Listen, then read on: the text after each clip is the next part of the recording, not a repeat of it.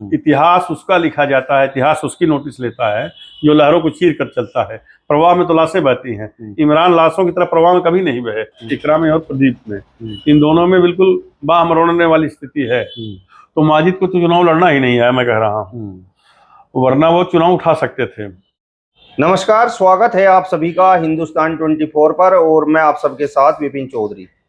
पहले चरण का मतदान समाप्त हो चुका है और पश्चिमी उत्तर प्रदेश की कैराना और सहारनपुर लोकसभा सीटों पर सभी की नजरें लगी हुई हैं। इन सीटों पर ऊंट आखिर किस करवट बैठेगा, बातचीत करने के लिए आज हमारे साथ राजनीति के बड़े अच्छे जानकार, बड़े अच्छे विश्लेषक, वरिष्ठ पत्रकार अवनिंदर कमल जी मौजूद हैं। अवनिंदर जी, बहुत बहुत स्वागत करता हूं आपका हिंदुस्तान 24 पर। शुक्रिया विपिन जी, धन्यवाद।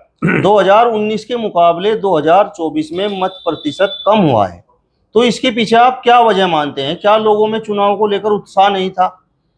देखिए, ऐसा नहीं है।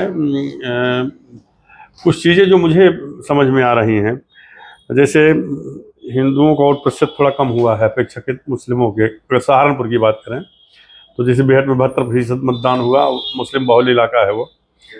एक तो भाजपा ने जो ये नारा दिया कि अब की बार 400 पार, वो ऐसा लगा जैसे एकदम अस्वस्थ हो गए लोग। हाँ। और यहाँ प्रधानमंत्री की सभा हुई, मुख्यमंत्री 4 बार आए, उप मुख्यमंत्री आए 2 बार, लेकिन जो कार्यकर्ताओं की कनेक्टिविटी होती है, घर घर जाना, पर्ची पहुंचाना और लोगों को प्रेरित करना, पन्ना प्रमुख तक इन्होंने बनाया। बूथ स्तर पर भाजपा संगठन का बहुत अच्छा मैनेजमेंट है, लेकिन उन कार्यकर्ताओं में मैंने देखा कि कहीं कहीं बिल्कुल वो उत्साह नज़र नहीं आया। और दूसरा, कुछ मौसम ने भी साथ नहीं दिया। 4 बजे के बाद आप देखिए तो कहीं ओले गिरने लगे, बारिश आई, आंधी तूफान, तो उससे भी प्रभावित हुआ वोटिंग प्रतिशत। क्योंकि अमूमन ये माना जाता है कि हिंदू इलाकों में लोग 4 बजे के बाद कि चलो 6 बजे तक पोलिंग कर लेंगे, दिन में अपना जहाँ आना जाना हुआ, या फिर धूप से बचने के लिए 10 से 12 तक थोड़ा तेजी आई। उसके बाद तो मौसम ने भी थोड़ा सा, और इन चीज़ों से भी। दूसरे, अब कैराना को ले लो तो कैराना जो कस्बा है मुस्लिम बाहुल्य है, और वहाँ 49% वोटिंग हुई है, जबकि अपेक्षा थी कि वहाँ और होना चाहिए। तो लब्बो लुबाबे के पहले चरण में जहाँ भी मतदान हुआ है वो हर जगह प्रतिशत कम है उसका, और उसका नफ़ा या नुकसान वो हर जगह दोनों, मतलब जो निकटतम प्रतिद्वंदी होंगे, खासतौर से पश्चिमी उत्तर प्रदेश में जो पहले चरण में चुनाव हुआ है उसमें इंडी गठबंधन और भारतीय जनता पार्टी, ये दोनों दल के प्रत्याशी मुख्य मुकाबिल हैं। तो ये मुख्य कारण मुझे लगता है कि जो वोटिंग प्रतिशत कम हुआ है। अवनिंदर जी, उत्साह हिंदू वोटों में ही कम था या मुस्लिम वोटों में भी कम था? नहीं, मुसलमानों में भी एक आध जगह को छोड़ करके लगभग बराबर ही है। अब देवबंद आप देख लीजिए तो देवबंद में ग्रामीण इलाके हैं जहाँ त्यागी बाहुल्य गांव है, राजपूतों का गांव है, वहाँ भी वोटिंग कम हुई है। और जो मुस्लिमों का गढ़ है वहाँ भी कम वोटिंग हुई है। जैसे मैंने खुद जिस दिन वोटिंग हो रही थी तो मैं भायला गया, रणखंडी गया, और भी, तो पिछले बार के मुकाबले इस बार कम वोटिंग हुई है, लेकिन हाँ वोट पड़े हैं ठीक ठाक। तो नुकसान भारतीय जनता पार्टी को है या दोनों तरफ से नुकसान है? देखिए, ऐसा कुछ नहीं कि जब वोट प्रतिशत कम है तो दोनों दल प्रभावित होंगे ना। ऐसा तो है नहीं कि केवल यहाँ बेहट में ही तो 72% मतदान हुआ है। अगर शहर में भी आप देखिए तो मुस्लिम बहुल इलाकों में भी वैसा नहीं, जैसा कि और कुछ चीज़ें ऐसी होती हैं जैसे सोशल मीडिया पे जो चीज़ें तैर रही वो है नहीं। मैंने कहा था इंटरव्यू में, किसी चैनल पे और भी कहा था, है क्या कि मुस्लिम इलाकों जो बूथ बनाए, मतदान केंद्र बनाए गए, वो ज़्यादातर सकरे इलाकों में है। तो वहाँ अगर 50 लोग इकट्ठा हो गए तो लगता है लंबी कतार लग गई है।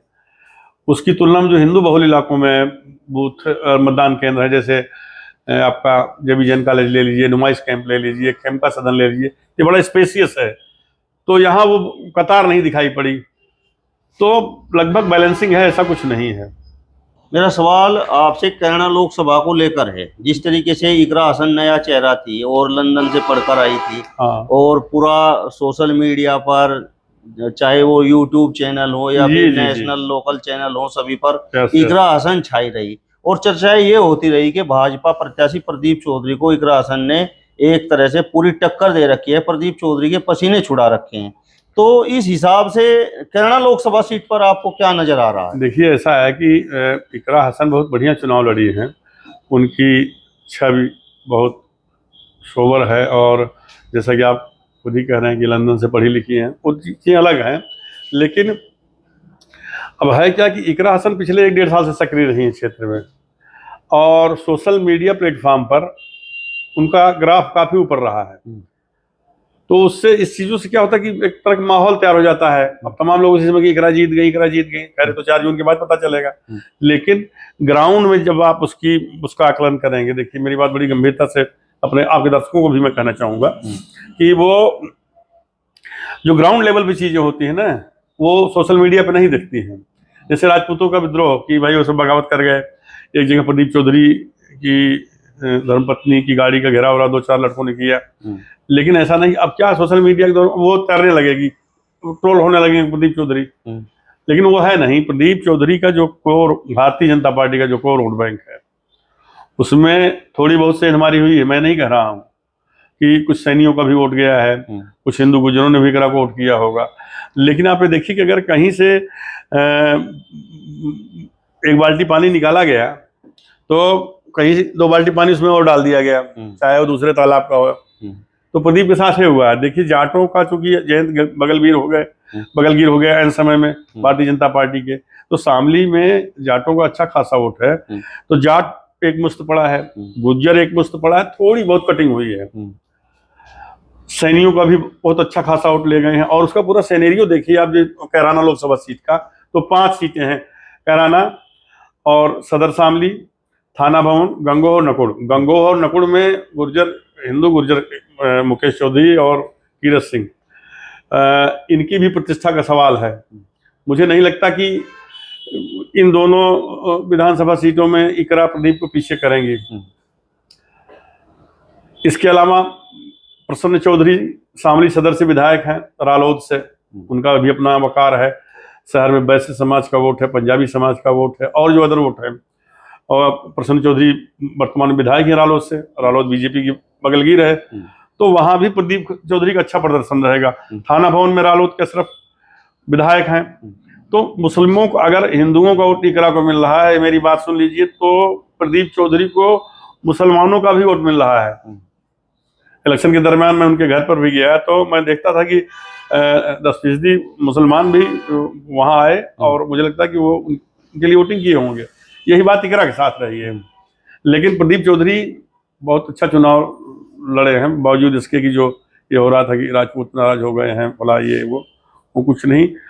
हमें जो लगता है, और जो इंटेलिजेंस की रिपोर्ट गई है, मैं बता रहा हूँ आपको, इस पर नहीं बोलना चाहिए, वो बीजेपी के पक्ष में है उस सीट से।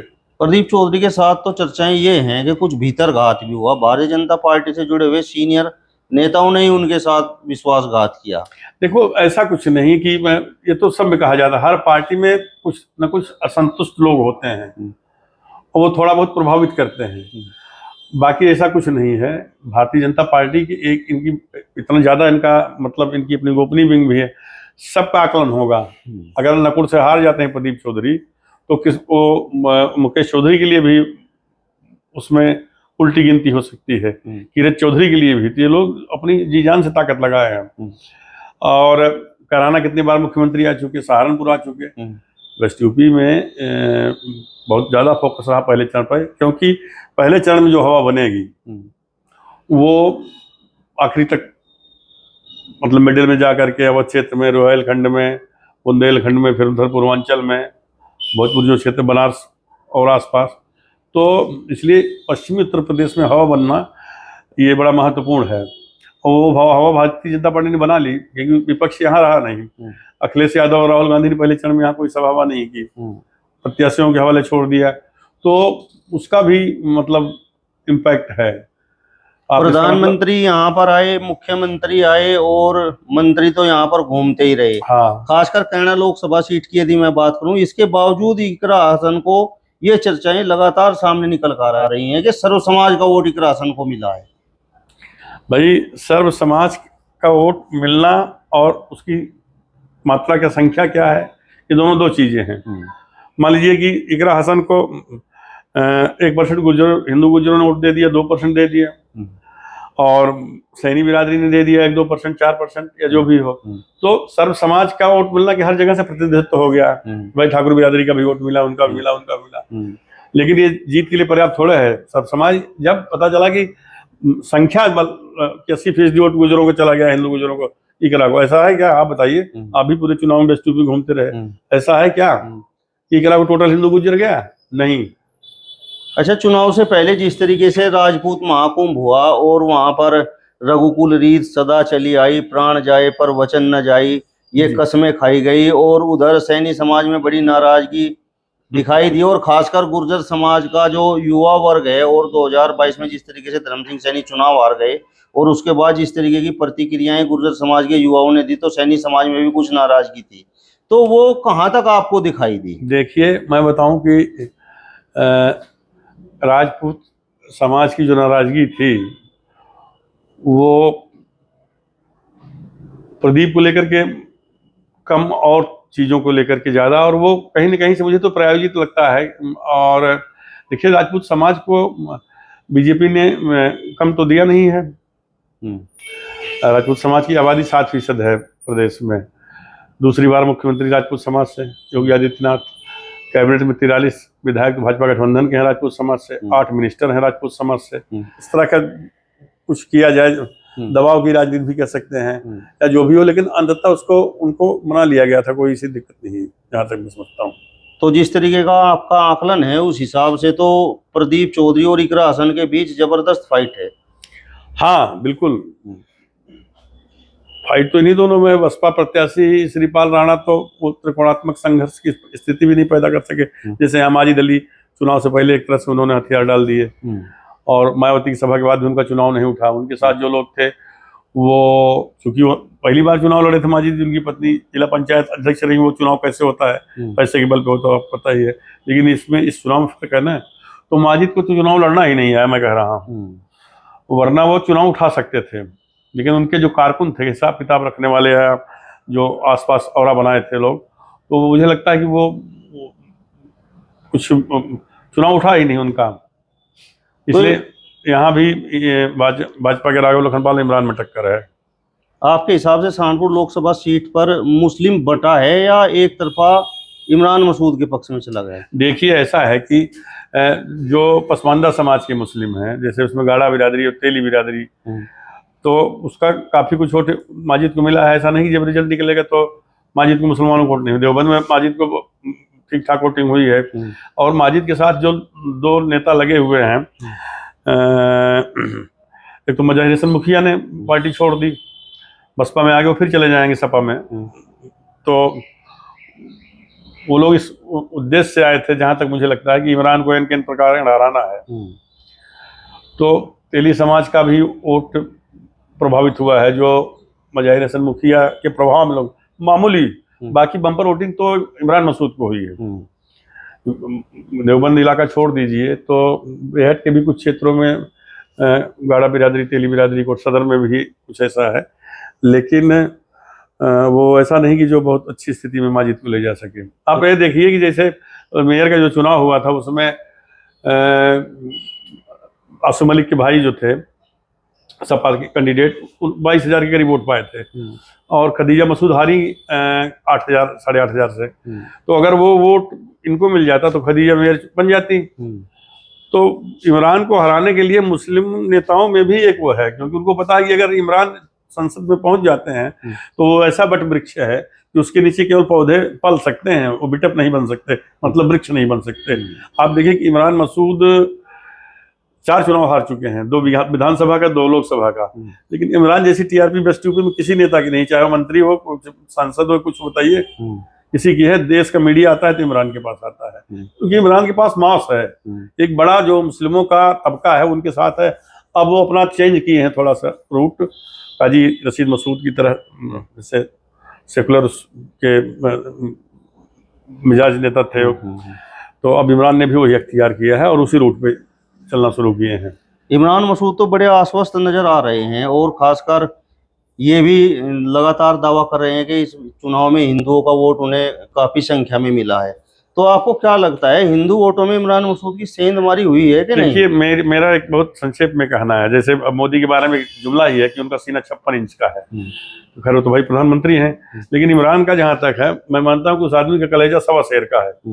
इमरान जब चुनाव हारे हैं ना, तब भी उसका ब्लड प्रेशर उतने रहता है 80-120, और वो जीत जाएंगे तो भी 80-120 ही होगा। कभी इमरान को मैंने मायूस नहीं देखा है।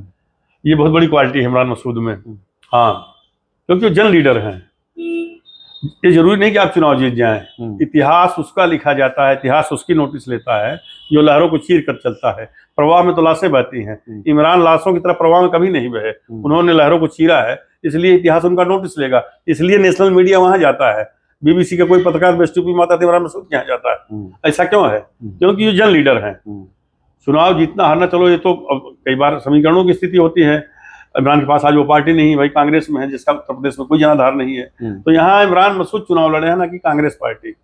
2024 का लोकसभा चुनाव आपको 2014 के लोकसभा चुनाव जैसा नजर आ रहा है या फिर 2019 के समीकरण तो रहे जा रहे हैं? देखिए 2014 में क्या है, 10 साल मनमोहन की सरकार थी, तमाम घपले घोटाले हुए थे। कनमोजी कलमाडी से लेकर तमाम खेलगांव और लोग उब चुके थे। ऐसा होता है, सत्ता विरोधी लहर होती है। और मोदी जैसा उस समय चेहरा उभरता हुआ, जिसको भाई आडवाणी को भी तो पीएम बेटिंग बनाया गया था 2009 में। जो लोग कहते हैं कि आडवाणी को बीजेपी ने किनारे लगा दिया, ये ऐसा नहीं है। 2 बार आपको मौका मिलता है। आडवाणी जी इतने शीर्ष लीडर रहे हैं, लेकिन वो नहीं कर पाए। इनकी सरकार आई तो जब मोदी पर प्रयोग किया गया 2014 में, तो अभिनव प्रयोग था और बड़ा अच्छा प्रयोग था। गोवा में कार्यकारिणी हुई थी जिसमें राजनाथ सिंह भी थे, और राजनाथ सिंह से ही प्रस्ताव कराया गया मोदी के नाम का कि ये पीएम इन वेटिंग होंगे। और मोदी ने पूरा देश मथा, उसका नतीजा हुआ। 2014 में आए, फिर 2019 में भी आ गए। मोदी मैजिक रहा। तो इस बार मोदी मैजिक वैसा नहीं है। उत्तर प्रदेश को आप छोड़ देंगे और पूरे देश का मैप दिमाग में आप लेके चलिए, तो बीजेपी की सीटें हर जगह घट रही हैं। यहाँ सहारनपुर लोकसभा सीट पर क्या आपको नजर आ रहा है, किस और जो है ऊंट बैठ रहा है? देखिए, सहारनपुर की जहाँ तक बात है, राघव लखनपाल और इमरान मसूद में, जैसे वहाँ इकरा में और प्रदीप में, इन दोनों में बिल्कुल बाह मरोड़ने वाली स्थिति है। आप जब चुनावी गिनती होगी उस दिन मतगणना की, तो आप देखिएगा अप डाउन चलता रहेगा। और बाद में कौन बाजी मान लेता है इस समय बताएगा, मैं अभी से कह नहीं सकता। अब आप समझ सकते हैं कौन जीत सकता है। चलिए, तो वरिष्ठ पत्रकार अवनिंदर कमल जी को आपने सुना। फिलहाल इस वीडियो में बस इतना ही। अगले वीडियो में फिर आपसे मुलाकात होगी। तब तक बने रहिए हिंदुस्तान 24 के साथ। नमस्कार।